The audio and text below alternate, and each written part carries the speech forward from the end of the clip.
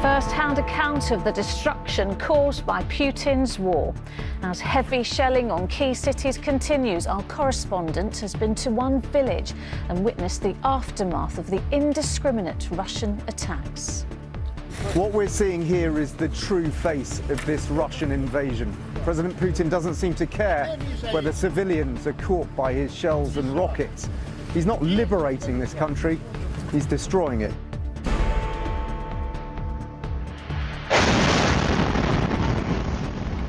The warning: Putin is far from done, and despite so-called peace talks, there is worse to come. IKEA and the Co-op join the backlash against Russia's invasion.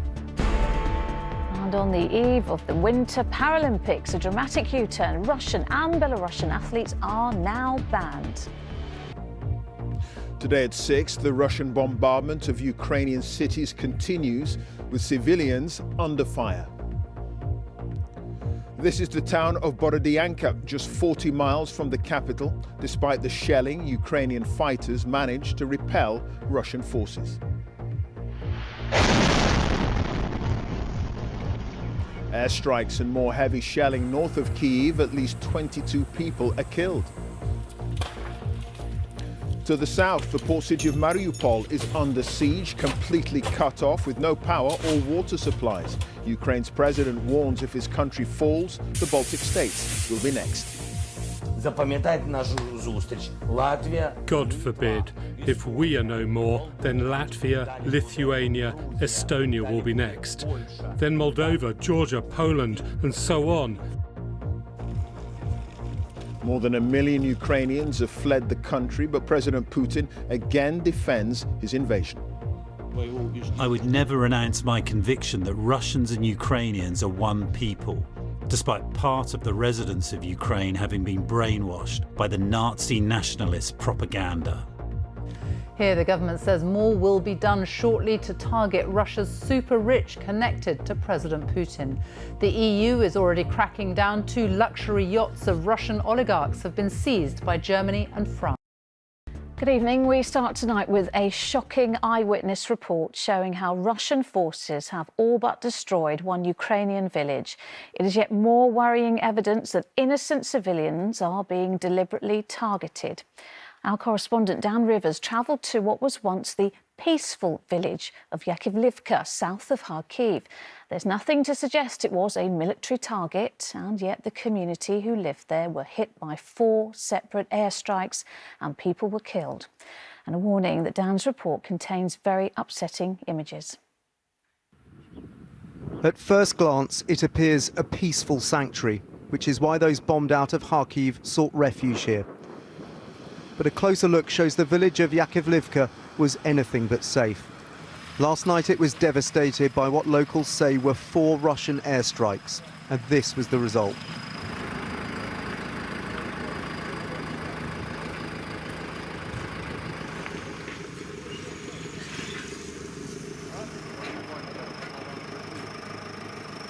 The body of Victor lies in front of the home where he perished.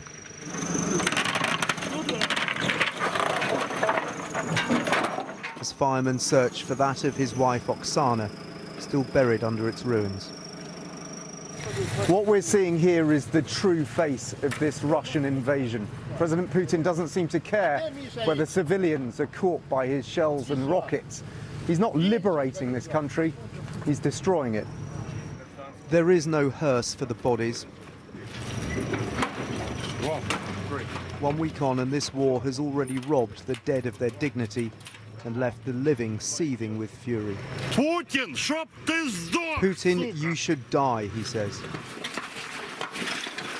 In Natasha's garden, they're sifting the rubble for anything worth salvaging. She was sheltering 9 people in her home, including several young children. Their car had been shot as they ran the gauntlet from the city.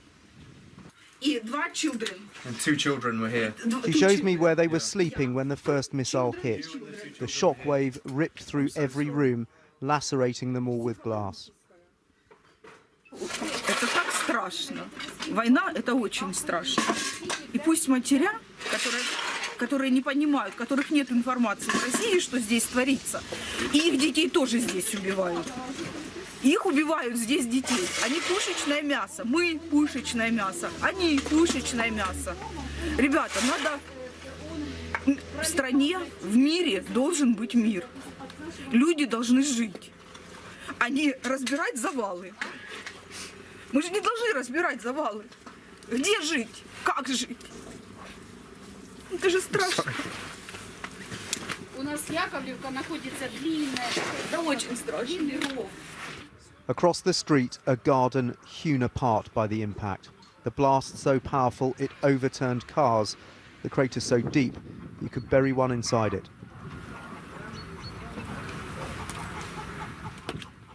People are left sifting through what's left without the support of any aid agencies, wondering what will come next. As the shelling continues to echo across this shattered community. There is no obvious military target here, just a village which tried to offer shelter to those in need. Dan Rivers, ITV News, Eastern Ukraine. This is how the situation looks on the ground tonight, 8 days after Russia started the invasion. The UK's Ministry of Defence believes these shaded areas are now under Russian control, and these major cities are currently encircled by the Russians. And this is the direction the troops seem to be advancing in. The 40-mile-long Russian military convoy heading towards Kyiv remains around 20 miles from the capital. The city itself has been hit by further airstrikes. And despite peace talks resuming today, they are worrying signs there is still much more fighting ahead. Following a long telephone call with President Putin, French President Emmanuel Macron concluded Russia's leader wants to take control of Ukraine. From Kyiv, here's our Europe editor, James Mates. A week of fighting and the only message from Moscow, things are going to get worse. Worse than this in the centre of Kharkiv, a modern 21st century city. Really?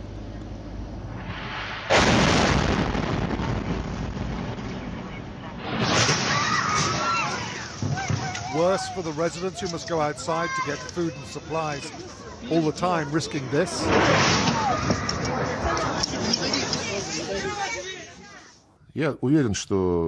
I'm confident this hysteria will pass, he said. Our Western partners will get over it. There's no other way of putting it. The southern city of Kherson is the first to fall to the Russians. Armoured vehicles and troops now pictured patrolling the streets. The mayor telling residents to obey Russian rules.